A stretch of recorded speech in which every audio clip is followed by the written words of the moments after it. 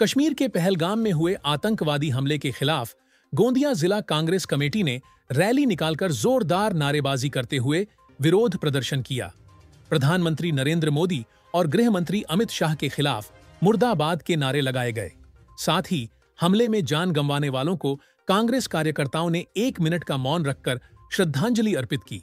कांग्रेस ने इस हमले को एक सुनियोजित साजिश बताया है और आरोप लगाया कि नरेंद्र मोदी और अमित शाह ने गुप्तचर एजेंसियों को दरकिनार कर यह घटना होने दी। कांग्रेस का कहना है कि वोट बैंक की राजनीति के तहत सहानुभूति बटोरने के लिए यह षड्यंत्र रचा गया है। कांग्रेस ने प्रधानमंत्री नरेंद्र मोदी और गृह मंत्री अमित शाह पर गंभीर आरोप लगाते हुए उनके खिलाफ कड़ा विरोध दर्ज कराया और इस्तीफे की मांग की।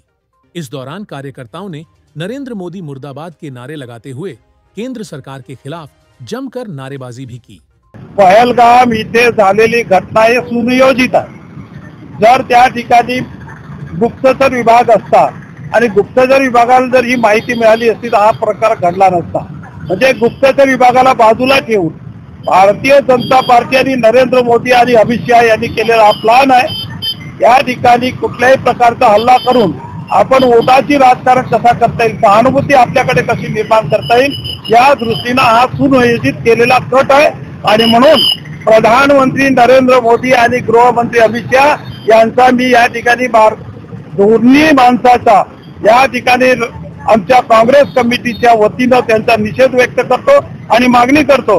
या दोघांनी सरकार चालवण्याच्या भूमिकेमध्ये असफलता निर्माण केल्यामुळे त्यांनी पदाचा राजीनामा द्यावा ही आमची मागणी। मला सांगा, त्या ठिकाणी एक काटोल, महाराष्ट्रातला काटोल तालुक्यातला देशभदार नावाचा जो पर्यटक होता त्याला त्या ठिकाणी पल्सर गाडी दिसली। ती गाडी बगर नंबरची होती। त्या गाडीवरून त्याला डाऊट आला की या ठिकाणी काहीतरी होणार आहे, परंतु ते सांगायला त्या ठिकाणी कुठेही त्याला 2 तासपर्यंत कुठलाही सुरक्षाकर्मी, स्थानिक पोलीस किंवा मिलिटरीचा जवान त्या ठिकाणी मिळाला नाही। एवढी मोठी चूक कशी होऊ शकते? केंद्र सरकारनं त्या ठिकाणी पर्यटनाला बढ़ावा देत आहे आणि 2-3 हजार लोक त्या ठिकाणी आहेत। त्या ठिकाणी प्रत्येक आरएसएस आणि बीजेपीच्या माणसाला 6-6, 10-10 लोक सुरक्षेमध्ये तैनात आहेत 24 घंटे।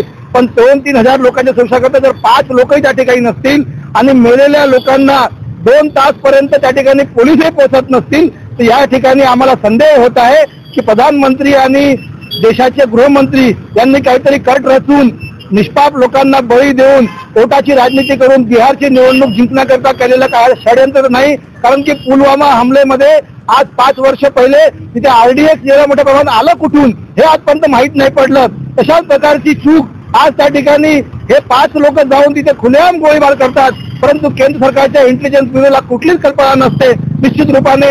आणि नंतर मग झालेल्या घटनेचं हिंदूचं राजकारण करून देशाच्या लोकांच्या भावना भडकवण्याचं काम आज राजकर्ते करत आहेत।